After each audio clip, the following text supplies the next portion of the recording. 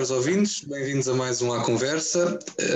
Informo que ao longo da nossa conversa poderão deixar questões, dúvidas, as mensagens que entendam no chat do live que está a passar em direto no Facebook.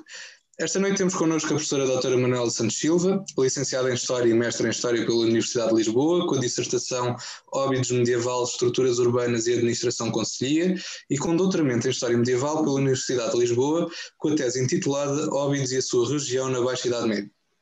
Assistente na Faculdade de Letras da Universidade de Lisboa de 1987 a 97, ano em que se tornou professora auxiliar, é desde o ano passado professora associada da mesma instituição.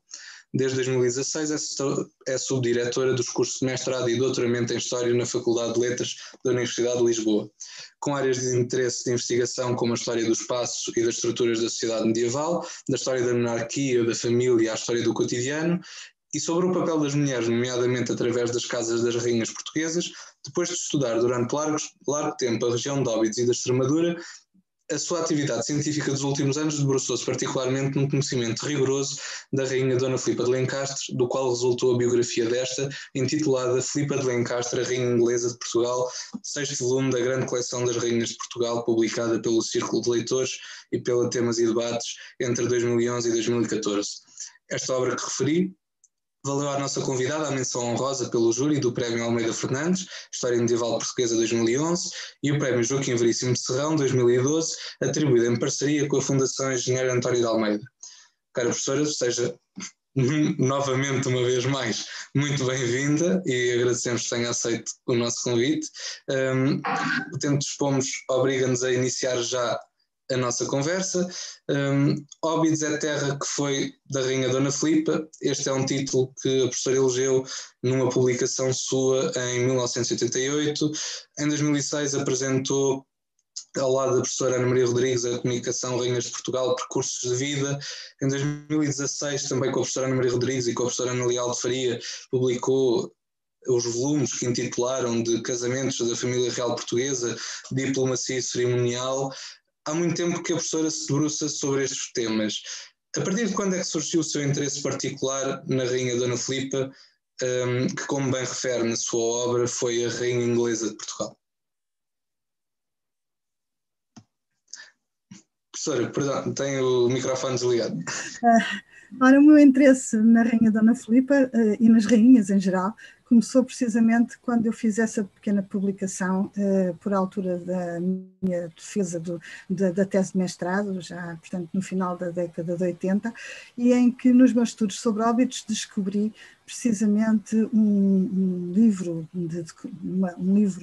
em pergaminho na Câmara Municipal de Óbidos, no arquivo da Câmara Municipal de Óbidos, que tinha documentos da Câmara de Óbidos, mas também tinha um livro precioso que reunia resumos de cartas dos reis e das rainhas à Câmara de Óbidos, ao Conselho de Óbidos, e que também tinha algumas cartas de algumas rainhas e de alguns reis transcritos nesse livro. E as mais importantes diziam que a Rainha Dona Filipa, enquanto senhora de Óbidos, tinha pedido precisamente para que o Conselho cozesse num livro esses documentos para nunca serem perdidos e, portanto, que pudessem sempre estar a par das informações e das regras que deviam seguir para agradar, portanto, ao rei e à rainha, que era a senhora de Óbidos. E foi daí que veio o meu interesse, de facto, por um lado, pelo património das rainhas, tentar perceber o que era ser uma terra das rainhas, e depois também pela Rainha Filipa de Lencastre, porque agradou-me esse espírito minucioso de pedir para guardarem os documentos, para os terem, que eu saiba, ao que eu sei, é o único conselho que foi das rainhas que reuniu, que guardou essas cartas de forma tão primorosa que elas ainda existem hoje. Não é? Por isso foi daí que veio o meu interesse também por essa rainha e pelas rainhas em geral. Nós hoje vamos debruçar-nos sobretudo sobre a genealogia da Rainha Dona Filipa de Lencastre, portanto do ramo quer paterno, quer materno, e passava-lhe a palavra também de passar o PowerPoint da comunicação que preparou. e ao mesmo tempo lhe perguntava, esse interesse aparente da Dona Filipa, será que é algo que a professora também reconhece na família dela? Ou foi muito pontual? Desculpe. Não, o interesse depois foi de começar. O meu primeiro interesse foi, de facto, conhecer o que era uma instituição que aparecia muito associada precisamente ao património das rainhas e que era a Casa das Rainhas e que, portanto, era, no fundo, o conjunto das senhoras que acompanhavam a rainha no seu dia-a-dia, que a serviam, e também dos funcionários, dos oficiais que lhe governavam as terras e lhe governavam a casa, e daí também o meu interesse em começar a estudar essa instituição e também começar a falar, a pensar que as rainhas de facto tinham mais interesse do que aquilo que normalmente as pessoas pensam. Saber mais sobre qual foi o papel das rainhas e aquilo que elas representavam dentro da monarquia era mais importante do que normalmente lhes era atribuído. E daí que houve essa ideia, a partir de certa altura, de fazer projetos em torno da instituição Casa das Rainhas e do património, e por outro lado de conhecer as rainhas. E quando houve o lançamento da coleção feito pelo Círculo de Leitores dos Reis de Portugal, imediatamente nós contactámos o Círculo de Leitores e propusemos também fazer uma coleção sobre as rainhas consortes de Portugal e a editora-chefe aceitou imediatamente a proposta e o projeto acabou por demorar mais tempo do que aquilo que nós quereríamos, mas em 2011 acabou por se realizar e começar a publicar os 18 volumes sobre rainhas consortes de Portugal que houve em Portugal, e, portanto, de todas as épocas. Então, vamos agora conhecer quem é que era a família desta nossa rainha. Ora bem, pois gostava, não cheguei a dizer que o meu interesse da rainha veio precisamente desde essa época, né, de 1987, 88, e quando lançámos essa coleção eu escolhi imediatamente fazer a biografia de Filipa de Lencastre. Ora, eu devo dizer que acho que é de facto um bocadinho abusador da minha parte, ou pelo menos os historiadores portugueses têm muito como é que é dizer, esta atitude de acharmos sempre que nós devemos estudar, ou era tradicional que tivéssemos esta atitude de estudar a história de Portugal e não a história dos outros reinos.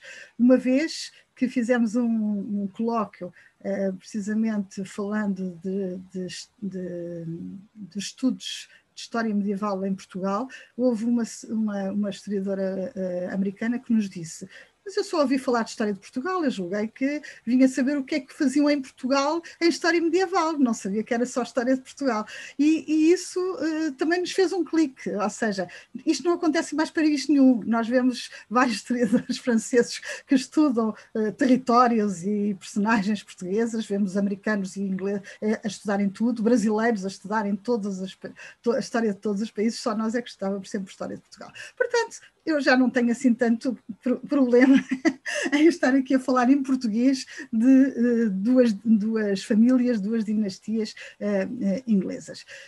Eu, de qualquer modo, queria chamar a atenção que a minha abordagem da dinastia Plantagenet, dos reis de Inglaterra, e da dinastia Lancaster, é uma abordagem exclusivamente centrada na figura da Filipa de Lencastre, portanto, apenas para estudar os antepassados da Filipa de Lencastre.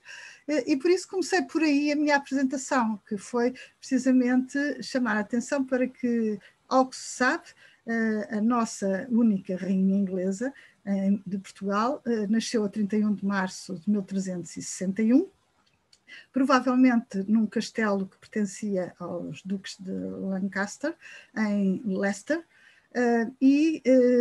segundo alguns dados, terá sido precisamente também na presença da avó paterna, a rainha Filipa de Hainaut, casada com Eduardo III de Inglaterra, porque se sabe que foi ela que aparentemente pagou as despesas da cerimónia religiosa que marcou a recuperação de Blanche depois do parto, e de facto a rainha Filipa a avó de Filipa de Lancaster, veio a dar o nome, como vemos, precisamente à sua neta. Sabemos que este nascimento foi feito, portanto, num castelo dos Duques de Lancaster, na presença da rainha Plantageneta, digamos assim, uma rainha que veio do condado de Hainaut, portanto, de um daqueles condados que nós normalmente chamamos Flandres, que ficam ali assim nos Países Baixos, e o pai estava nessa altura ausente e só terá voltado para a Inglaterra em 18 de maio de 1360. 1361, desculpem, aquela data estava errada. Ora, só para vos dar alguma aproximação a esta família, nós temos algumas imagens do pai de Filipa de Lancaster.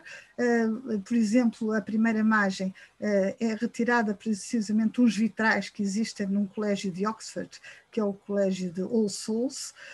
A segunda aparece no missal de St. Albans, e existem, portanto, algumas imagens das quais conhecemos, sobretudo o chamado John of Gaunt, já vamos ver porquê, como mecenas, e que, portanto, já quando é mais idoso, normalmente não são imagens dele em jovem. Sobre a mãe não temos qualquer imagem, não, no entanto sabemos que a mãe era uma das filhas do Duque de Lancaster, e já vamos ver que foi daí precisamente que o casal acabou por se tornar também Duques de Lancaster.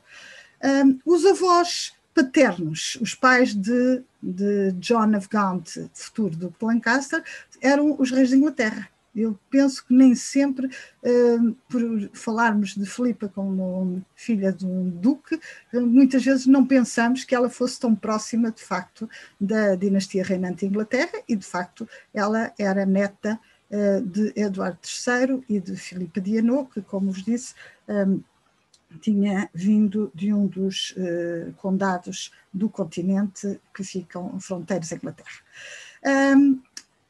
Ora bem, esta imagem, portanto, esta dinastia dos Plantagenetas é uma dinastia que, como todos devem saber, vem de França. O nome, inclusivamente, diz respeito precisamente às posses do património que esta dinastia possuía nas regiões angevinas e do Anjou, e daí também o nome, Plantagenet, e essa dinastia que começou ainda no século XII a reinar em Inglaterra, quando chega precisamente a Henrique III, rei de Inglaterra, dá origem a duas casas, que são as duas casas que nos interessam aqui. Ou seja, o filho primogênito será rei de Inglaterra, e o primeiro do nome Edward, e o segundo filho será feito conde de Lancaster, Edmund, como aqui vemos, casado com Blanche de Navarre. Desculpem só um minuto. Peço só desculpa um minuto.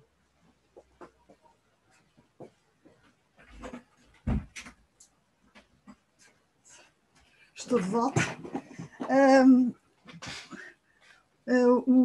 Queria só chamar a atenção, portanto, que embora eu tenha falado dos antepassados de Filipa de Lancaster como provindos de duas famílias, dos Plantagenet e dos Lancaster, de facto eles provêm todos da mesma árvore genealógica, da mesma dinastia dos Plantagenetas, porque será precisamente depois, mais tarde, um descendente de Edmund, conde de Lancaster, que dará origem precisamente à família da mãe de Filipa de Lancaster.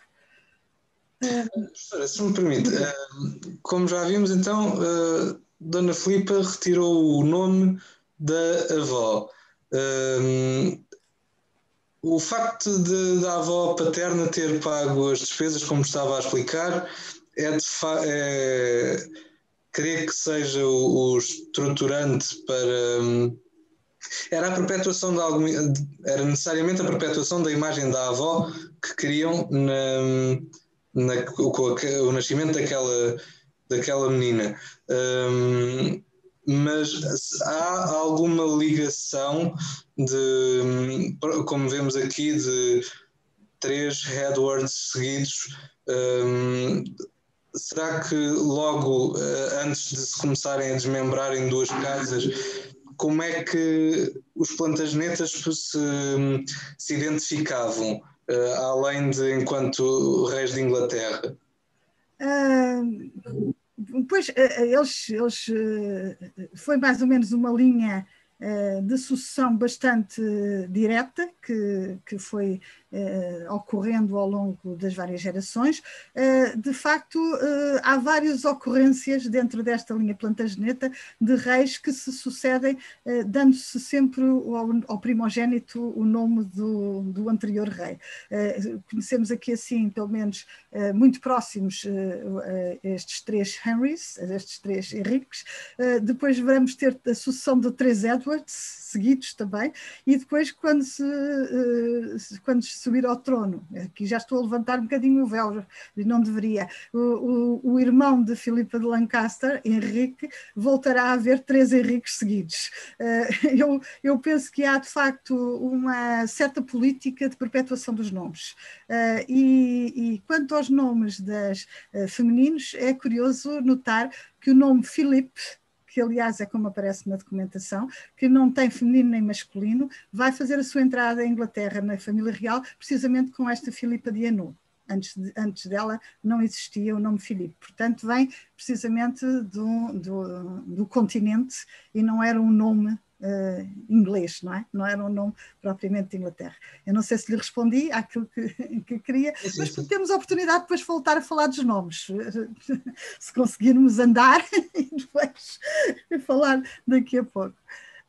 Portanto, estava eu a dizer que só a apresentar precisamente o facto de sair precisamente do casal Leonor da Provença e Henrique III de Inglaterra, o futuro rei de Inglaterra, Eduardo I, e depois os futuros filho e neto, Eduardo II e Eduardo III, e, por outro lado, a linhagem dos Lancaster, que vamos ver que não é assim tão direta logo, imediatamente, mas que irá depois dar origem à família da mãe de Filipa.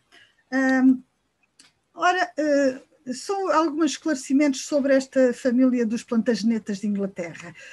A verdade é que eu tirei uma frase que achei muito interessante desta obra de Robin Studd, que se chama England and Gascony, e que diz que o Henrique II, o Ricardo I e o John eram franceses que por acaso se tinham tornado reis de Inglaterra.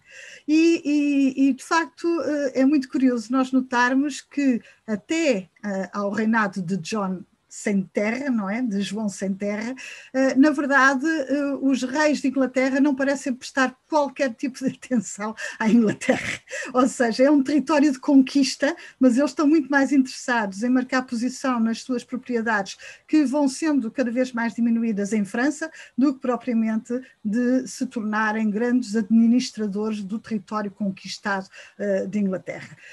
E eu até costumo dizer aos meus alunos que precisamente o João sem terra, que tem sido vilipendiado durante toda a história, por causa da ligação à lenda de Robin Hood, de facto foi o primeiro rei que se preocupou com a Inglaterra. Foi o primeiro rei que criou uma rede administrativa, impostos, uma coleta de impostos, etc. E, portanto, prestou atenção à Inglaterra, ao contrário do seu irmão, que foi para as cruzadas e o resto do tempo esteve em França a lutar pelas suas propriedades. E, portanto, não ligou nenhuma ao reino de Inglaterra. Mas, portanto, apenas o que eu queria chamar a atenção é que no tempo em que nós estamos, portanto, já do século XIV, na verdade, todos esses patrimónios dos reis de Inglaterra em França já tinham praticamente desaparecido, à exclusão do território, de um território muito mais reduzido do que aquilo que tinha sido antes, que era o do senhorio da Aquitânia. E a Aquitânia era um território que fazia dos reis de Inglaterra, de facto, vassalos dos reis de França, porque cada vez que havia uma alteração no trono de França, os reis de Inglaterra eram obrigados a prestar vassalagem aos reis de França pelo território da Aquitânia. E se não o fizessem, o território era-lhes confiscado. E foi confiscado por diversas vezes, não é? Portanto, como veem, eu pus aqui algumas datas, 1294, 1324, 1337, e para ser recuperado, normalmente obrigava a que os reis de Inglaterra passassem por uma certa cerimónia humilhante de terem que ir à França prestar vassalagem ao rei de França para poderem ter direito àquele pedaço de território em França. No entanto, desculpem só, queria só terminar aqui uma coisa, queria só dizer que, contudo, o território da Aquitânia foi transformado em ducado pelos reis de Inglaterra e foi associado precisamente ao filho, ao património do filho mais velho de cada um dos reis de Inglaterra, portanto, tentando transformá-lo, de facto, num património que não podia ser tirado sem luta, não é? Do futuro herdeiro do trono inglês.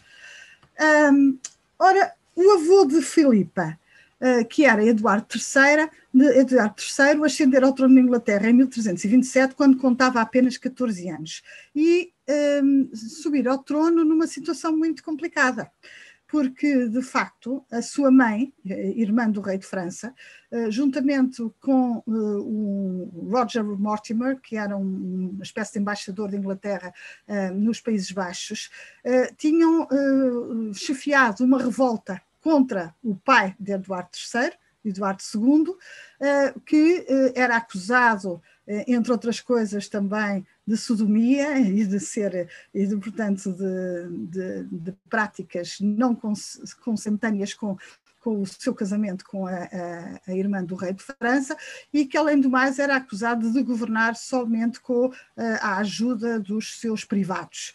E, com base nisso, de facto, tinha havido uma revolta, uma campanha que veio de França, precisamente, que tinha deposto Eduardo II, e, em seu lugar, tinha naturalmente ficado o filho Eduardo III, mas que durante os primeiros anos de governo foi uma espécie de fantoche nas mãos da mãe e de Roger Mortimer, que se tinha tornado amante da sua mãe também, e mesmo ainda casara com Filipa a conselho de Roger Mortimer, precisamente, e passara ainda por alguma humilhação quando, morrendo o irmão da mãe, rei de França, ele tinha atravessado o Canal da Mancha para ir tomar posse do reino de França enquanto parente mais próximo do seu tio defunto, e depois, quando chegar à França, tinha sido imediatamente escolhido já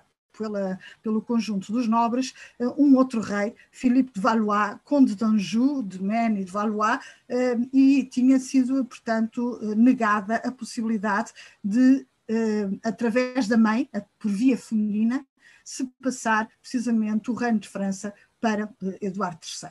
E, aparentemente, Eduardo III, ainda muito jovem, acabou por fazer vassalagem ao rei de França, e mais uma vez disso ficou dependente a posse dos reis de Inglaterra do Ducado da Aquitânia. No entanto, Philippe de Valois não estava disposto, digamos, a passar por quaisquer possibilidades do seu domínio vir a ser posto em causa. E por isso fez uma série de manobras contínuas nos primeiros anos, de modo precisamente a afastar o perigo de que o rei de Inglaterra se viesse a tornar rei de França. E por isso eu pus aqui apenas alguns dos acontecimentos. Apoiou, por exemplo, o rei da Escócia, e que era casado com uma irmã de Eduardo III, apoiou a preparar uma campanha contra a Inglaterra. Eles vieram à França pedir ajuda do rei de França, ele deu-lhes ajuda e eles prepararam-se para desembarcar em conjunto na Inglaterra, e quando chegou a 1337 declarou que o contrato de vassalagem que permitia que o senhorio da Aquitânia estivesse nas mãos dos ingleses, não estava a ser cumprido e, portanto, mais uma vez, expropriou.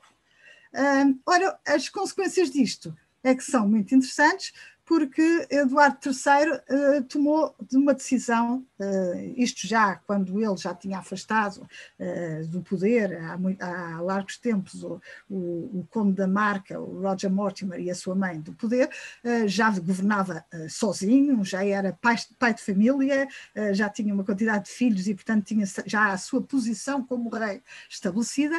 Ele decide, em 1337, partir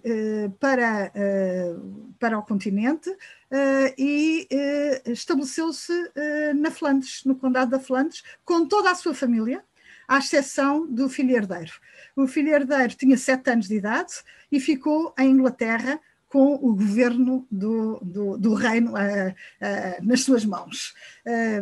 Naturalmente que deixou alguns conselheiros, etc., mas ele mudou-se para a Flandres e, a partir da Flandres, escreveu várias cartas ao longo de alguns anos ao rei de França, dizendo que não permitiria mais que ele continuasse a chamar-se a si próprio rei de França, que ele próprio é que era o legítimo herdeiro do reino de França, e que, portanto, estava disposto a tomar o reino de França nas suas mãos. Ora, que importância é que isto tem para a família da futura? Portanto, se permite, então, se me permite, é mais ou menos por aí esse momento em que a família que estamos a tratar se identifica, enquanto depois vamos conhecer daqui a pouco já com uniões que faz futuras.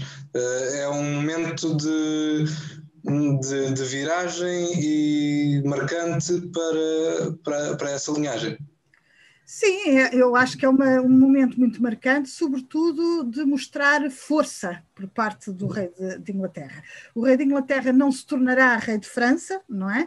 Mas, no entanto, ficará sempre associado a essa luta pelo reino de França, que iniciou aquilo que se chama a Guerra dos 100 Anos, não é? Exatamente. E que só terminará praticamente um século depois, em 1415, não é? E precisamente porque os monarcas desta dinastia dos Plantagenetas de Inglaterra era de facto mais próxima ao rei de França defunto do que a nova dinastia que governava a França, não é? Ora, eu pus só mais esta informação que é interessante, que em 1340 houve uma carta escrita por Eduardo III, mais uma vez ao rei de França, em que apresentava precisamente as suas armas como sendo as de França, no canto superior direito em lugar proeminente, e só depois as de Inglaterra, o que também mostra mais uma vez como de facto os reis de Inglaterra continuavam a dar uma predominância ao facto de serem próximos da família real francesa, e ao mesmo tempo enviava uma declaração aos franceses a pedir que o aceitassem como rei. Ora, isto foi resolvido pelo Papa, todo este conflito, e houve, portanto, algumas, já lá vamos, algumas manifestações políticas que acabaram por levar que no ano seguinte a família real inglesa estivesse de volta à Inglaterra e que estivesse assegurada a sua posse da Aquitânia. Ou seja, o Ducado da Aquitânia ficou mais seguro depois de todas estas diligências, embora naturalmente eles não estivessem mais próximos de se tornarem reis de França como aparentemente pretendiam. Ora, foi durante este período em que eles estiveram no continente, sobretudo na Flandres, que de facto nasceram vários dos filhos de Eduardo III e de Filipa de Hainaut. Eles tinham levado consigo as filhas que já tinham nascido, não tinham levado o herdeiro. Aliás, de facto, o primogênito e isso é muito engraçado, mais uma vez falar dos nomes, tinha sido batizado com o nome de William, ou seja, lembrando o fundador da linhagem, mas morreu prematuramente. O segundo filho teve o nome do pai, Edward, e foi esse que ficou em Inglaterra a governar o reino na ausência dos pais, e para a Flandres tinham ido as duas filhas nascidas em 1332 e 1333, Isabella e Joan, e em Antuérpia viria a nascer Lionel, e em Gante havia de nascer John. Portanto, como veem, eles ficaram na história, ou pelo menos na história popular, conhecidos como Lionel de Antuérpia e John de Gante, ou John of Gaunt, que é precisamente uma corruptela, digamos, da forma flaminga do nome da cidade, e, portanto, os dois nasceram, de facto, durante não podemos chamar exílio, dessa passagem da família real pela Flandres. Em 1341, como eu vos disse, estava de volta a família à Inglaterra, depois da assinatura de um tratado de paz, e depois do regresso à Inglaterra, Edward III e Filipe ainda haviam de ser pais de Edmund, nascido já em Inglaterra no castelo de Langley, Mary and Margaret, nascidas em 1344 e 1346, e Thomas, nascido muito mais tardiamente, já em 1355, em Woodstock. Em Inglaterra há muito hábito de chamar ou de designar os infantes e os reis, inclusivamente, pelos nomes dos locais onde eles nasceram. E, portanto, todos eles são conhecidos precisamente pelo nome dos locais onde nasceram. E por isso a importância de saber em que castelos eles entretanto, nasceram. Precisamente por aí, se me permite, a questão da referência da toponímia de onde nasce, do que é que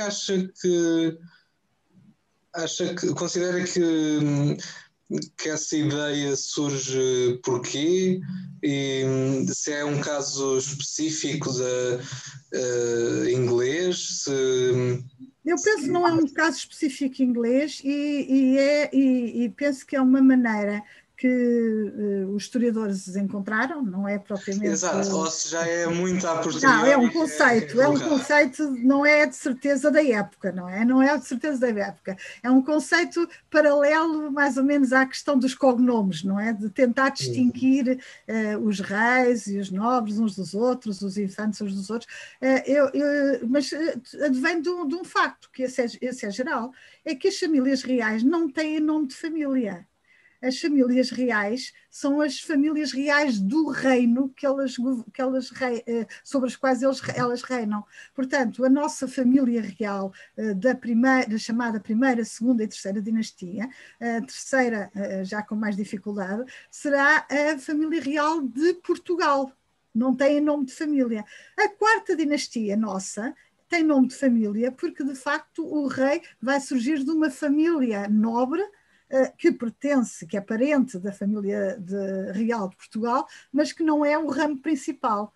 E isso acontece em todas as monarquias também. Todas as famílias reais são famílias reais apenas do reino, até subir ao trono, precisamente, uma linhagem adicional, uma linhagem que à partida não estaria na calha diretamente para subir ao trono do reino. E como não há outras formas para distinguir, não é? A Inglaterra escolhe-se esta forma, de facto, de distinguir os infantes pelo local de nascimento. Enfim, em todos os reinos encontram uma maneira de diferenciar os vários membros. Ora, eu voltei a publicar esta árvore genealógica para precisamente dar conta dos vários filhos de Edward III e de Filipa de Hainaut, que que estão aqui representados e para vermos mais ou menos a sua linha e por uma razão muito interessante. Eu, quando estava precisamente a escrever a biografia da Filipa de Lancaster, deparei com um hábito que eu ainda não me tinha apercebido completamente, mas que inclusivamente não é apenas um hábito que me parece que seja cingido às famílias reais, que é, nós já sabemos que naturalmente a partir do momento em que, os reinos são hereditários, que a monarquia é hereditária, que começa a haver a tendência para escolher como sucessor do rei o filho mais velho. Essas razões para que isso aconteça não são óbvias, porque nos primeiros tempos escolhia-se aquele que estivesse mais bem preparado para substituir o pai. É provável que com uma mortalidade portanto, tão precoce que existe neste período, normalmente quando morria o pai, apenas o filho mais velho estivesse em idade de lhe suceder, e isso pode ter sido uma das razões porque se começou a ter o hábito de escolher sempre o filho mais velho para suceder ao pai. No entanto, houve algo de que a historiografia nunca falou, e que eu me apercebi precisamente quando estava a trabalhar com estas famílias, foi que também há uma primogenitura feminina. E isso vê-se sobretudo quando se escolhe as uniões matrimoniais. E é muito engraçado estudar esta família e as uniões matrimoniais que são escolhidas, como iremos ver, porque nós apercebemos que os últimos a casar, normalmente, em quase todas as famílias, muitas vezes são os dois filhos mais velhos, o filho mais velho e a filha mais velha. Porquê? Porque para eles se escolhe aquela união que é a ideal, a melhor de todas, e portanto não se vai casá-los com o primeiro pretendente que aparece, enquanto para casar os filhos e as filhas secundogénitos, digamos assim, procura-se logo alguém que tenha um património, um título, que lhes possa dar um futuro, e portanto é muito mais fácil arranjar-lhes os casamentos do que para o filho e a filha mais velha. E assim aconteceu com esta família. Não sei se o João quer interromper agora ou se posso continuar só explicando porque que estou a dizer isto. Continue. Diga. Faça a favor de continuar, claro que sim. Então, é que eu acho que tinha aqui uma explicação. Estava um bocadinho mais adiante, mas já que entrei aqui, vou já dizer. Nós notamos que, por exemplo, os primeiros contratos matrimoniais que foram feitos foram, curiosamente, com a segunda filha, que foi prometida ao rei Pedro I de Castela, e que terá encetado a viagem com o seu séquito para Castela em 1348 e que, como sabem, esse é o ano fatídico da peste negra, e ela terá morrido precisamente na Aquitânia ainda antes de chegar a Castela. Mas sabemos também que o segundo filho, que nós sabemos que nasceu precisamente em Antuérpia, Lionel, também vai ser comprometido e terá esponsais feitos com a filha e herdeira do conde de Ulster desde muito, muito cedo. E ele é chamado, e o que é muito curioso, é que desde o momento em que se faz esse comprometimento, imediatamente eles começam a ser chamados pelos nomes do sogro, digamos assim. Ele começa a ser chamado como conde de Ulster, por exemplo, quando o sogro morre, embora ainda não tenha, por exemplo, efetuado a consumação do casamento e, portanto, não esteja ainda terminado o seu processo de casamento, que na verdade irá desenrolar-se e mais tarde ele será até feito Duque de Clarence. O que nós notamos de muito engraçado, como eu vos dizia, é que, por exemplo, os dois primórdios, iremos ver, John, Mary e Margaret, e o que vai ser mais engraçado é notar que precisamente a filha primogênita, ao contrário de todas as suas irmãs, ficou solteira até aos 33 anos de idade. E só em 1365, portanto, reparem, 6 anos depois das irmãs já terem casado e do irmão também ter casado, é que ela veio a aceitar uma das muitas propostas de casamento que, entretanto, lhe tinham sido feitas. Ora, reparem que estamos numa conjuntura em que não se favorece a ofertas de uniões matrimoniais com a linhagem de Inglaterra, porque estamos em guerra, porque Eduardo III enfrentou a França, tentou levar para o seu lado todos os condados e ducados dos Países Baixos que tentavam estar um pouco à margem do conflito entre a França e a Inglaterra, escudando-se no império, dos quais eram feudatários, mas que não queriam ser propriamente misturados com esta guerra, não é? E a verdade é que Isabela acabou por casar internamente em Inglaterra em 1365 por não ter encontrado, pelos vistos, a tal união matrimonial que se preparava para ela. Edward, o herdeiro do trono, ainda fez um casamento talvez mais escandaloso. Foi que em 1361 casou a furto, ou seja, casou às escondidas com Joan of Kent, que era uma viúva recente e que tinha tido, aliás, um passado turbulento, que é contado por algumas crónicas, daquelas histórias que existiam na Idade Média, em que ela tinha casado também a furto com um primeiro noivo, que fora para a guerra, que se deram como morto, e foi obrigada a casar com um outro noivo, e entretanto voltou o primeiro marido da guerra, e posto o problema perante a Igreja acabou por considerar que o primeiro casamento é que era válido, e portanto ela teve que largar o segundo marido para ficar com o primeiro. Quando enviuvou desse, casou antes de passar um ano de ser viúva com o príncipe herdeiro de Inglaterra, e tornou-se, portanto, a princesa de Gales, e ao mesmo tempo duquesa da Aquitânia, mulher do duque da Aquitânia e príncipe de Gales, Edward, que serão os pais do futuro Ricardo II de Inglaterra, rei da Inglaterra. Ora bem, voltando então só um pouco atrás aqui ao casamento que nos interessa, que é dos pais de Filipa e de John Plantageneta. Foi realizado, segundo as informações que temos, a um domingo, 19 de maio de 1359, em Reading, na igreja do Mosteiro de Padroado Real, e a noiva, como já mostrei há pouco, era inglesa e pertencente a uma grande família aristocrática, saída dos ramos colaterais da dinastia Plantageneta, como eu há pouco tentei mostrar e que voltarei a mostrar pela árvore genealógica. O seu pai era o primeiro duque de Inglaterra, ou seja, tínhamos visto como nasceu o condado de Lancaster. Ora, o condado de Lancaster vai se desenrolar desta maneira. Edmund, como vimos, irmão de Edward I, será o primeiro conde de Lancaster. Depois ele terá 3 filhos. O primeiro será aquele que vai ser feito como conde de Lancaster, só que Thomas vai participar, ou vai esfiar até, aquela revolta que veio de França contra o rei Eduardo II e, portanto, vai ser expropriado do seu condado, e quem acabará por herdar o condado será o seu irmão Henry.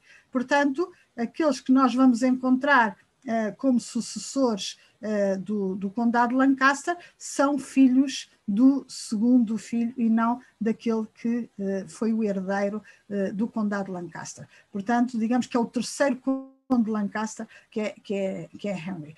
Ora, Henry aparentemente vai ter apenas filhas, conhece sobretudo a filha Blanche, a filha Maud, e uma filha que vai morrer também muito cedo, e nós iremos ver que precisamente este Henry vai ser então o único filho masculino de Henry, é que será o herdeiro do ducado de Lancaster. portanto, o único filho masculino será o herdeiro do Ducado de Lancaster e irá casar com Isabel de Beaumont, e também eles vão ter apenas 2 filhas. Uma filha chamada Matilde e uma filha chamada Blanche. Ora bem, nós, quando começamos a ter informações sobre este ramo da família, na verdade, Matilde já estava casada. Matilde estava casada com Wilhelm da Baviera, enquanto Blanche ainda estava solteira, e por isso, normalmente, os historiadores, quando olham para estas 2 herdeiras do casal que tinha o Ducado de Lancaster, costumam dizer que Matilde era mais velha do que Blanche. Ora, eu, por aquilo que tenho estudado e de todas estas estratégias que há pouco vos expliquei, tenho algumas dúvidas que, de facto, Matilde fosse mais velha do que Blanche, porque, de facto, os casamentos que nós vemos que Matilde teve, primeiro Wilhelm da Baviera e depois Ralph de Stanford, não se comparam de modo nenhum à importância do casamento de Blanche com um dos filhos do rei de Inglaterra. Bem, mas isso também não interessa muito. O que interessa é o que é que se vai passar em seguida. E o que se vai passar em seguida é o seguinte. O pai, portanto, o avô materno de Filipa de Lancaster, pai de Blanche de Lancaster, é uma personagem daquelas que encheu de fantasia muitas gerações, como um cavaleiro andante, digamos assim. Sabemos que enquanto foi jovem, enquanto foi solteiro, percorreu territórios e campos de batalha, desde a Letónia ao Egito, esteve na corte de Afonso XI de Castela e desempenhou, esteve em Marrocos, ao que parece também, desempenhou funções diplomáticas ao serviço de Eduardo III, comandou exércitos, etc. Também foi um dos fundadores da Ordem da Jarreteira, que foi fundada precisamente por Eduardo III no dia de São Jorge de 1349 em Windsor, e, portanto, também sabemos que ele escreveu um pequeno tratado filosófico, escrevia poesia, aparentemente, e, portanto, era uma personagem extraordinária que casou já muito tardiamente, com mais de 40 anos, com Isabel de Beaumont, como vimos, filha de Henry Lord Beaumont de Falkingham. Aqui temos ele representado com os trajes e com os símbolos da Ordem da Jarreteira, e sabemos que, portanto, Harry e Isabel assistiram ao casamento de Blanche com John Plantageneta, com John of Gaunt em 1359, e, contudo, acabaram por morrer ambos em 1361. Portanto, nós sabemos que eles morreram, podemos depois voltar aqui, mas para ver o casamento, mas estava aqui, desculpem, que morreram ambos em 1361, aparentemente de peste.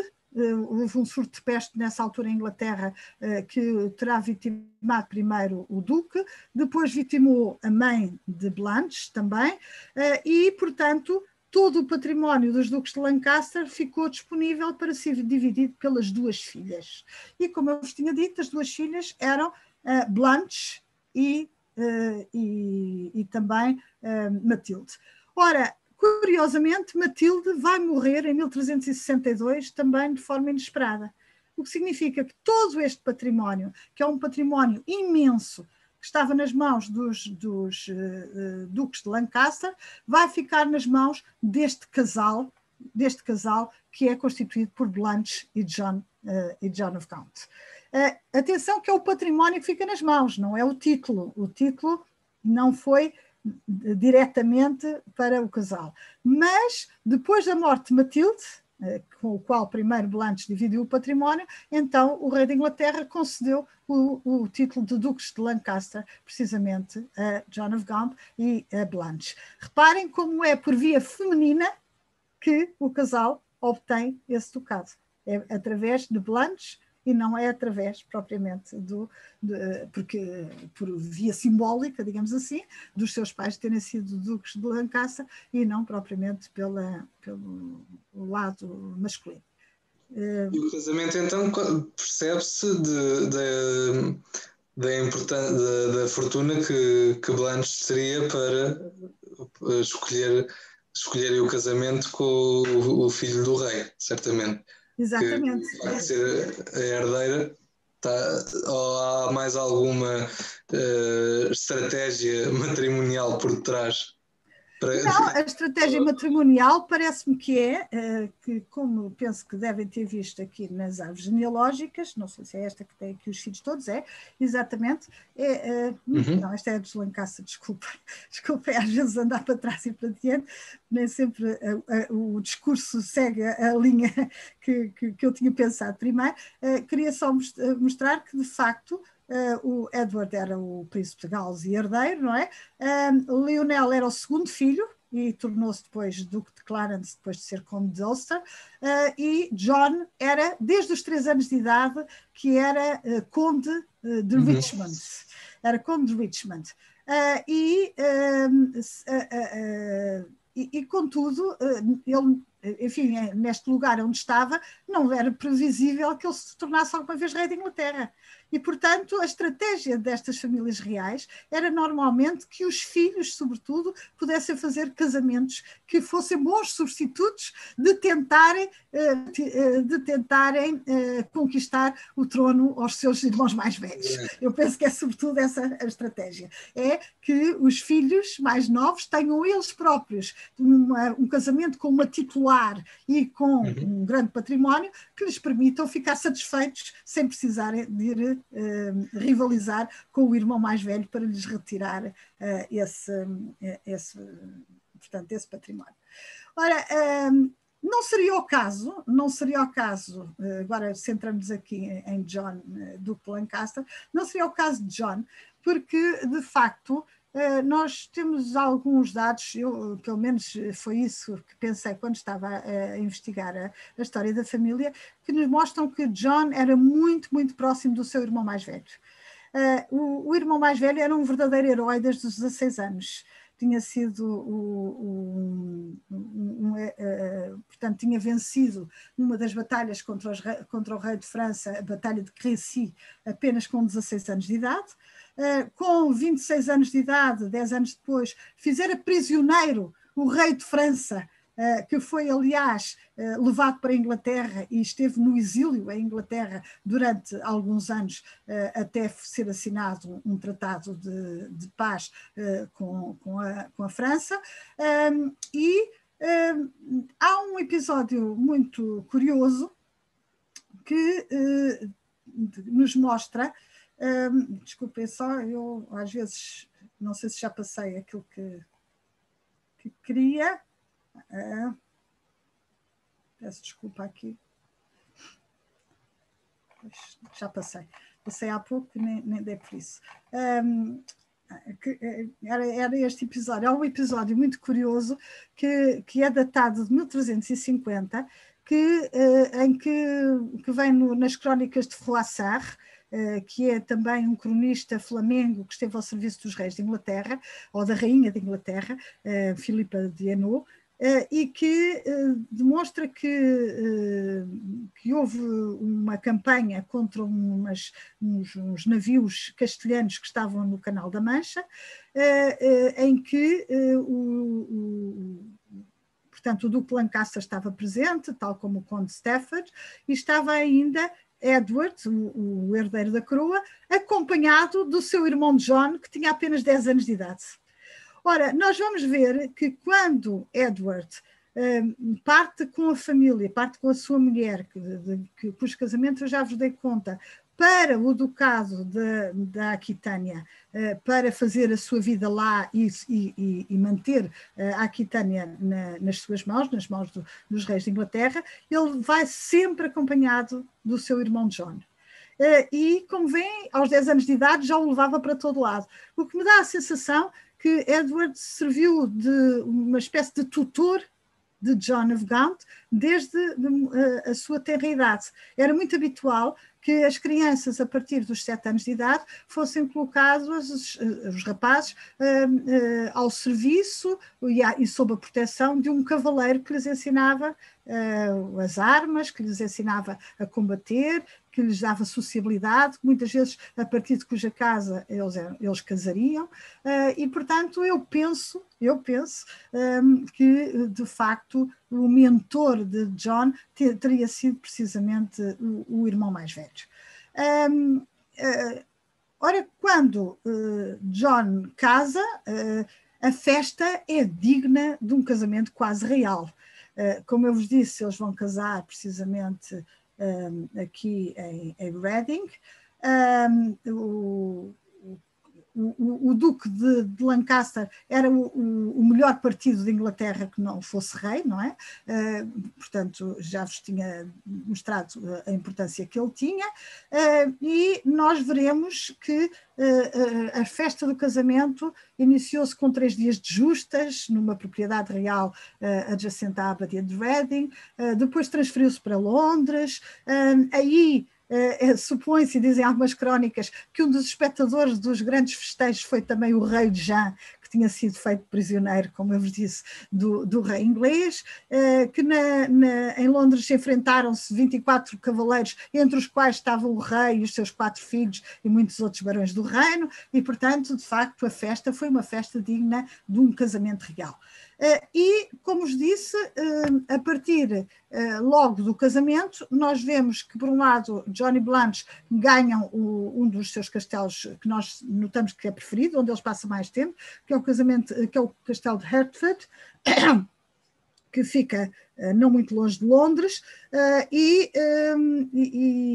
portanto, também pela primeira vez, depois do casamento, o John of Gaunt, portanto, Conde de Richmond, vai ser pela primeira vez convocado para uma sessão de parlamento em Westminster, começa a participar sempre no Parlamento e também se torna um dos membros, o 36º ou 7º, da Ordem da Cavalaria da Jarreteira. Só por curiosidade, devo dizer que os reis de Portugal, a partir de Dom João I, e inclusivamente todos os infantes dessa dinastia, vão ser também membros da Ordem da Jarreteira. Portanto, estamos depois do casamento. Nós sabemos que John, em 1362, pelas razões que eu há bocado apresentei, torna-se Duque de Lancaster com a sua mulher e vai receber, pelas informações que temos, como símbolos do poder de que é investido, uma espada, um manto de peles e um anel de ouro. E, ao mesmo tempo, vemos que é quando Lionel se torna Duque de Clarence e Edmund se torna Conde de Cambridge pela primeira vez, não tinha nenhum título, ao contrário dos irmãos. Ora bem, o que é que vai surgir do casamento de John of Gaunt, Duque de Lancaster, com Blanche de Lancaster? Eu tentei coligir todos os dados que encontrei sobre os possíveis filhos deste casal. Um dos elementos é certo, é Filipa, que nasce em 1360. Há quem fale do nascimento de um rapaz chamado John em 1362 ou 64. Depois sabe-se que a segunda filha que chegará à idade adulta será Elizabeth, que teria menos 3 ou 4 anos que Filipa. É possível que tenha havido outros filhos que morreram logo muito pequenos, logo que nasceram. Sabemos que por volta do ano de 1366 ou de 1367 nascerá, de facto, o terceiro filho deste casal que chegará à idade adulta. E, aparentemente, Blanche terá morrido ao dar à luz, mais uma vez, em 1368. Portanto, este casamento acabou por durar menos de 10 anos, não é? E dele restarão, de facto, 3 filhos, 2 filhas e 1 filho, somente. Eu não fiz o PowerPoint daqui para a frente, eu não sei se o João quer que eu ainda explica alguma coisa sobre estes irmãos de Filipa de Lancaster, só para depois fecharmos pelo menos da minha parte, estas explicações sobre penso que sim. De concluir também, para depois darmos seguimento a 3 ou 4 perguntas. Portanto, pode terminar, sim. Pois, portanto, o que nós vamos notar e que é muito, muito interessante, do meu ponto de vista, pelo menos, é que, de facto, um pouco à semelhança do que nós vimos em relação à geração de John Gaunt, de Lionel, etc., aquilo que nós vamos notar é que também para estes 3 filhos, o Duque de Lancaster vai casar primeiro os seus filhos mais novos. E Filipa ficará à espera da tal aliança ideal. Ora, não parece haver quaisquer dúvidas de que John tinha, de facto, e há alguns historiadores que dizem muito mal dele, aliás, por causa do desenrolar da história de Inglaterra, dos problemas que depois, mais tarde, vão existir entre Ricardo II, primo direito de Filipa, e o seu irmão, que virá a depor o primo e a ser rei de Inglaterra, que por causa disso a cronística inglesa, alguma cronística inglesa, é extremamente injuriosa para com o Duque de Lancaster, e talvez com base nisso muitos historiadores dizem que ele tinha uma ambição desmedida e queria por força ser rei de alguma coisa. Ora, a verdade é que ele vai se casar em segundas núpcias, em 1372, com uma filha do rei deposto e depois morto de Castela, Pedro I, de quem nós já ouvimos aqui falar, porque esteve prometido a uma das princesas irmãs de Eduardo III. Ora, portanto, por causa da Aquitânia, o príncipe herdeiro de Inglaterra tinha feito uma aliança com o rei de Castela, apoiou Pedro I quando o seu poder foi posto em causa pelo seu meio-irmão, que era Conde de Trastâmara, que acabou por o depor e acabou por tomar o reino e mais tarde matá-lo. E a Inglaterra era o único apoiante de Pedro I. Durante o estabelecimento dessa aliança, Pedro I esteve na Aquitânia, protegido, e levou consigo as suas 3 filhas, uma filha chamada Beatriz, uma filha chamada Constança e uma filha chamada Isabel. E a verdade é que não sabemos o que é que aconteceu a Beatriz, uns dizem que morreu, outros dizem que se fez monja. O que sabemos é que quando o Duque da Aquitânia adoece gravemente em 1371, quem vai tomar o lugar dele no ducado, nos negócios da Aquitânia, vai ser o Duque de Lancaster. O Duque de Lancaster, na altura, era viúvo, portanto, desde 1369, e passado poucos meses, volta à Inglaterra, casado com a filha primogênita sobreviva de Pedro I, Constança, e traz consigo também a cunhada, que irá casar com o seu irmão Edmund, ou seja, o irmão que era conde de Cambridge e que era o irmão que ficava imediatamente a seguir. E, portanto, os 2 filhos do rei de Inglaterra vão se casar com as 2 filhas do rei deposto, Pedro I. E vai ser nessa qualidade que, passado 16 anos, acho eu, não é? 14 anos, passado 14 anos, eles voltam à Península Ibérica, porque, entretanto, decidiram ganhar de novo o reino de Castela para a legítima herdeira do trono, que era Constança, ou seja, a mulher do Duque de Lancaster. Ora, isto já é outra história. Isto já é outra história. E, portanto, não vamos entrar por aí. Portanto, desde a geração dos filhos de Henrique III, que vemos logo 2 casamentos com infantas ibéricas e, portanto, depois toda essa relação que que refere com Castela pelos motivos que já referiu de Inglaterra a apoiar Pedro I, já dará, portanto, uma explicação muito mais, tal, não diria óbvia, mas compreensível, de às vezes se achar que porque então uma rainha inglesa no Portugal do século XIV. Portanto, já era tudo, já estavam, não era estranha nem à Península, nem às relações também de Portugal. Portanto, nada, e portanto eu costumo, é quase um acaso, não é? Porque de facto o candidato ao trono de Castela e portanto um herdeiro, um aliado natural do rei João I, cujo reino também era ambicionado pelo rei de Castela, era naturalmente este Duque de Lancaster, que era candidato ao trono de Castela, não é? Portanto, ou seja, as razões que trouxeram esta rainha inglesa, de origem inglesa, para a Península Ibérica e para Portugal, são razões que dizem respeito à política da Península Ibérica e não propriamente quaisquer outras de outro tipo, não é? Aliás, é curioso porque nós vemos que toda a primeira dinastia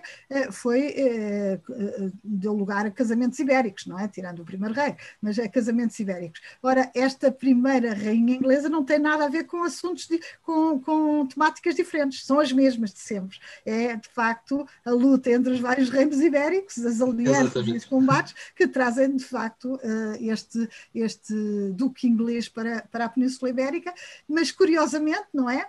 Já agora deixa-me só levantar este véu, ele traz duas filhas que deixa na Península Ibérica, porque traz Filipa, que não tem nada a ver com a Península Ibérica, mas que acaba por casar com o rei de Portugal, e traz a filha primogénita e única, aliás, da sua segunda mulher, Constança de Castela, que é Catalina ou Catarina, que irá ser esposada com o filho mais velho do rei Juan I, antes do pai se retirar de novo para a Inglaterra, já depois de 1387.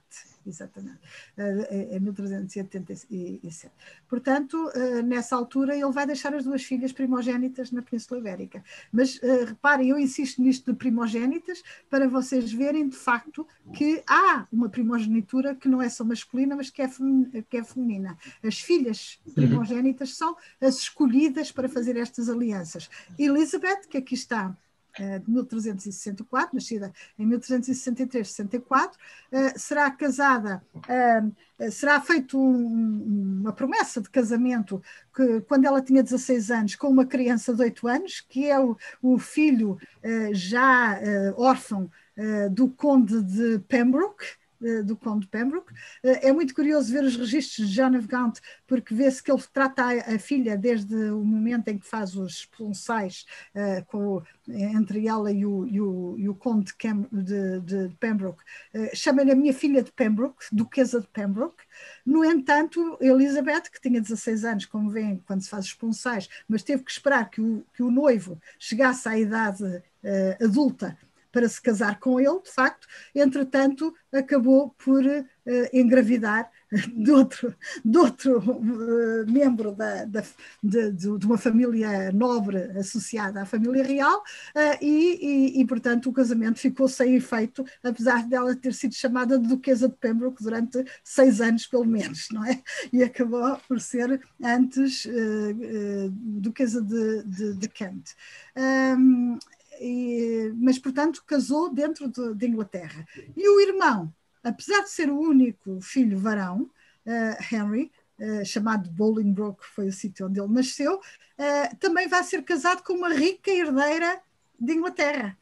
Uma rica herdeira que era a filha, era uma das duas filhas também de um grande nobre muito rico que entretanto tinha morrido. Portanto, reparem, a política matrimonial desta família é sempre igual. Escolhe-se sempre casamentos para os filhos, sobretudo, de membros da nobreza, titulares, que que entretanto os pais morreram e que as filhas já são, nesse momento, as herdeiras do património e, portanto, herdeiras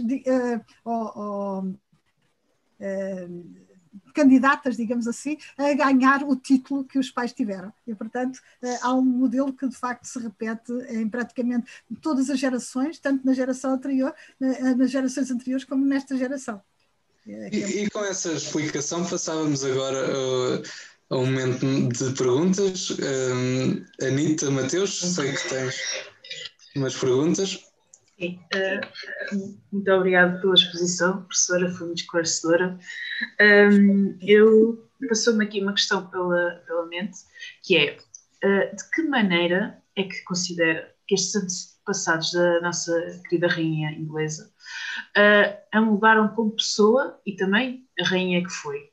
Considera que existiu grandes influências dessa parte mais da família francesa ou meramente da parte inglesa? Ou se foi uma junção das duas, visto que as famílias acabam por se juntar e unir por laços em vários pontos, como referiu durante a sua exposição. Sim, a família real inglesa exprimia-se em francês, não é? Exprimia-se em francês. O inglês era considerado a língua oral, era aquilo que nos documentos em português também se usa como a linguagem. Linguagem, portanto, é a língua que se usa na oralidade, enquanto na escrita era sempre o francês. E apesar de todos este clima de guerra, não é? É inegável que tinha muitas relações com a coroa francesa e também com a cultura francesa. Há uma personagem que, enfim, hoje a ideia era falar das genealogias, não era falar de outras coisas, mas que é muito presente, quer na corte dos duques de Lancaster, dos pais de Blanche, como da corte de Lancaster de John e Blanche, que é um dos maiores intelectuais, e não só intelectual, uma das maiores figuras de Inglaterra do seu tempo, que é o poeta Geoffrey Chaucer. E Geoffrey Chaucer era um poliglota, pelo que percebi, era muitas vezes usado como diplomata pelo rei de Inglaterra para assuntos, por exemplo, em Itália, em Castela, inclusivamente, em França, e, ao que parece, além disso, ele reunia em seu redor uma quantidade de vamos lhes chamar intelectuais, enfim, de pessoas da literatura, de filósofos, etc., cientistas até, que alguns deles vinham de França e que ele acabava por apresentar à corte do rei, à corte dos duques e integrava muitas vezes dentro portanto, das entourages destas personagens famosas em Inglaterra. E a verdade é que aquilo que se consegue obter de conhecimento sobre o que se vivia nestas cortes nessa altura, é que se vivia uma fervente cultura cortesã, tanto na corte de Inglaterra, do rei de Inglaterra, como na corte de Lancaster. Ou seja, havia de facto uma cultura que era muito informada pelos modelos franceses. Muitos dos intelectuais ingleses eram tradutores de obras francesas. O Chaucer também era tradutor de obras francesas, chegou a traduzir algumas obras que causaram escândalo em Inglaterra pelo seu caráter, digamos, irónico, até de certo modo erótico, que ele fez chegar à Inglaterra por sua própria via, pela tradução, e a verdade é que eu estou convencida que a corte de Lancaster era uma dessas cortes que tinha de facto um contacto com a cultura da época extraordinário. Curiosamente, essa cultura não era muito uma cultura, como é que é dizer, erudita, clássica, era mais uma cultura, de facto, trovadoresca, uma cultura de corte, de poesia. por exemplo, Filipa de Lancaster chegou a ser apontada como uma possível noiva para um dos futuros reis de França, para o Delphi, e nessa altura houve um poeta francês que lhe fez um poema.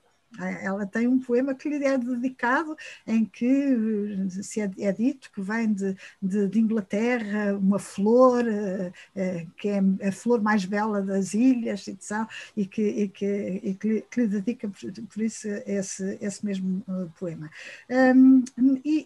Portanto, eu estou convencida que Filipa, de facto, teve uma educação muito cortesã, e que não é muito consentânea com o tipo de educação, pelo menos com todo o tipo de educação que nós normalmente atribuímos à chamada dinastia Davis.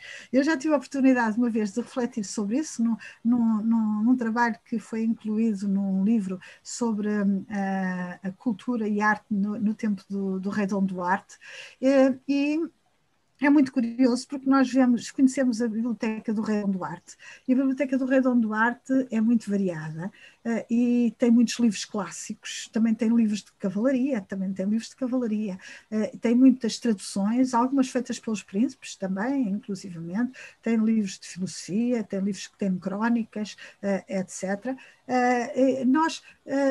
Mas, contudo, dá a sensação que essa cultura, ao contrário do que é habitual dizer-se, que essa cultura mais clássica e essa cultura talvez até mais litúrgica também, que aparece muito associada ao infante Dom Henrique e ao infante Dom Fernando, que parece que eram muito religiosos e muito conhecedores da Bíblia, das Escrituras, talvez não tenha vindo tanto de Filipa como por outras vias, por outros preceptores, porque de facto nós conhecemos mais este lado cortesão do que propriamente o lado clássico da cultura de Filipa. O que não quer dizer que de facto também ela não tenha tido uma importância muito grande no cultivo de uma ideia de que os filhos não podiam esquecer nunca que eram de origem inglesa. E acho que eles nunca esqueceram. Há imensos exemplos que mostram que eles se achavam ingleses. E todos eles deram testemunho de que, de facto, gostavam muito das suas origens, de serem as plantagenetas dos cavaleiros ingleses plantagenetas. E esse lado, eu acho que, de facto, a rainha soube incutir nos príncipes. É uma memória familiar que passe para, por exemplo, a irmã de Dona Filipa, os filhos dela, ou sobrinhos, tanto a questão da Ordem da Jarreteira, ou mesmo essa memória familiar é partilhada fora dos filhos de Filipa de Lencastre, ou acabou por ser sobre o caso único dos filhos dela? Talvez, não se sabe tanto, não se sabe tanto sobre os filhos de Elizabeth, porque ela de facto acabou por não estar propriamente na ribalta, a não ser por esta história que eu vos contei da mudança de casamento, mas por exemplo a irmã Catalina, que ficou em Castela e que é meia-irmã apenas, contudo, ao contrário do que muitas vezes os cronistas diziam, que ela tinha cortado os laços com a Inglaterra, já há algumas biografias de Catalina que mostram que isso é mentira, que ela de facto mantinha uma correspondência muito grande com o irmão quando ele foi rei da Inglaterra, e Henrique vai se tornar rei da Inglaterra em substituição de Ricardo II a partir de 1399, e a verdade é que Catalina parece ter estado sempre em contacto com o irmão e prezar muito essa relação. E também se sabe que ela prezava muito a relação com Filipa. As duas tencionaram até fizeram planos para casar os filhos entre si, e acho que tinham uma cimeira combinada para fazer isso. Só que isso passou-se tudo por volta de 1415, 1416, quando depois, não, antes disso a rainha ficou doente, e depois acabou por... exatamente, a rainha de Castela ficou doente e a cimeira não se realizou, e entretanto a irmã morreu primeiro do que Catalina, mas Catalina também não ficará viva muito mais tempo. E as opções que o seu cunhado, com a qual ela dividia a regência depois da morte do marido, as opções que o cunhado tinha para os casamentos dos seus filhos não eram as mesmas, e portanto acabou por não haver casamentos entre os infantes de Portugal e os infantes de Castela. Portanto, eu estou convencida que de facto a família prezava muito esta memória coletiva de uma família que se ia regenerando, mas mantendo uma quantidade de princípios, e nomeadamente os nomes, não é? Já começámos por falar dos nomes ao princípio, e uma das questões que é muito discutida em Portugal é também os nomes dos filhos de Filipe e João, que vão correndo as duas linhagens do pai e da mãe, não é? Por exemplo, o primogênito, curiosamente, foi chamado de Afonso. Ou seja, mais uma vez, eu penso que era Afonso Henriques a referência, e não tanto o bisavô Afonso IV, mas provavelmente o primogênito foi chamado Afonso. Só que esse primogênito morreu com 10 anos de idade. O segundo, aquele a quem chamamos Duarte, na verdade chamava-se Edward, não é? E, portanto, na escrita portuguesa saiu Eduarte, não é? Mas, de facto, ele chamava-se Edward. Depois, e quem era Edward? Eduardo III, era uma homenagem ao avô paterno, não é? Depois, o filho seguinte, Pedro, era uma homenagem era uma homenagem ao avô materno. Depois, o filho Pedro era uma homenagem ao avô paterno, portanto, o nosso rei Pedro I. Depois, a seguir, veio o Henrique, que era uma homenagem ao avô também do lado materno, Duque de Lancaster, não é? Depois, em seguida, veio a Isabel, que é o nome da avó também Duquesa de Lancaster, também a avó Duquesa de Lancaster.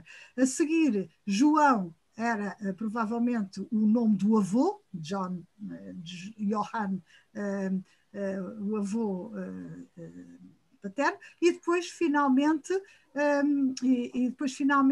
o Fernando era uma homenagem provavelmente ao rei anterior, não é? Fernando I. E ainda sabemos que houve uma filha Blanche, mas que não chegou à idade adulta. Caminhamos já para os momentos finais da nossa conversa, mas ainda uma pergunta que, Anita, que sei que tens. Sim, eu tenho mais uma questão, mas não propriamente sobre a temática, mas sim a sua investigação. Fazer a investigação e, mais explicitamente, construir uma genealogia, existem vários entraves nessa investigação. Gostaria de saber, assim, só um pensamento muito rápido, nada muito aprofundado, quais foram, assim, as suas maiores dificuldades a construir esta genealogia para hoje chegarmos aqui, e já tinha feito a investigação há mais tempo, mas para chegar a esta conclusão final e esta árvore genealógica assim fascinante? Eu estive na altura em que estive a fazer a biografia de Filipe de Lancaster, foi uma altura em que eu consegui ter um ano de sabática, um ano sem precisar de dar aulas, e em que estive por diversas vezes em Inglaterra, assim por períodos. Eu não podia estar um período muito longo porque era mãe de 2 filhos pequenos na altura, mas portanto estive lá por diversas vezes, assim por semanas seguidas, e depois a investigação, eu já não sei quem é que me dizia isso, mas costuma-se dizer isso é das conversas, mas a investigação é a mesma coisa, a investigação é como as cerejas. Eu fui daqui já com uma quantidade de elementos, quer de fontes, quer de bibliografia para estudar, quer nos Royal Archives, quer na British Library, que foi a minha casa durante muitas semanas, e de facto eu recordo desse tempo em Londres Também recordo porque é aquele momento de alguém que, entretanto, tem uma vida familiar muito pesada, depois de repente só ter que contar consigo própria. Mas foi uns momentos muito bons, muito, muito bons, embora um bocado solitários. Mas, portanto, durante esse período eu levava uma quantidade de fontes e de bibliografia, mas depois todos os dias ia acrescentando, porque este livro aponta para ali, este livro baseia-se nestas fontes, este baseia-se naquelas, e, portanto, e de facto também fiquei fascinada, sobretudo porque a política de publicação de fontes manuscritas é extraordinária. O número de fontes que não desapareceram dos arquivos, que que os arquivos não sofreram incêndios, que não se perderam as fontes, faz com que haja muito mais fontes para esta época do que em Portugal, não é? E, portanto, é fascinante encontrar cartas de João I, do rei João I, em português e tudo, publicados e em latim, publicados em coletâneas, correspondência entre o rei da Inglaterra e o rei de Portugal, correspondência da rainha Filipa com os seus familiares em Inglaterra também. Portanto, há de facto um mundo de possibilidades de investigação que depois leva de facto a que nós consigamos juntar. No fundo, o nosso trabalho é um trabalho de detetive, não é? Levantamos todas as pistas e depois, com as pistas na mão, vamos validá-las e vamos propor soluções, não é? Portanto, é esse o trabalho de qualquer cientista, e eu acho que os historiadores têm o mesmo método, exatamente, ou devem ter, pelo menos. Bom, e é precisamente com esta síntese do trabalho de investigação e que damos por concluída a nossa conversa de hoje. Agradecer uma vez mais à professora Manuela Santos Silva, agradecer também aos nossos ouvintes que nos foram acompanhando ao longo desta cerca de hora e meia pelo live do Facebook. Desejar uma boa noite a todos e voltamos, a conversa volta para a semana à mesma hora, às 9 horas de quarta-feira, e portanto muito obrigado uma vez mais. Então, adeus, boa noite. Muito obrigado.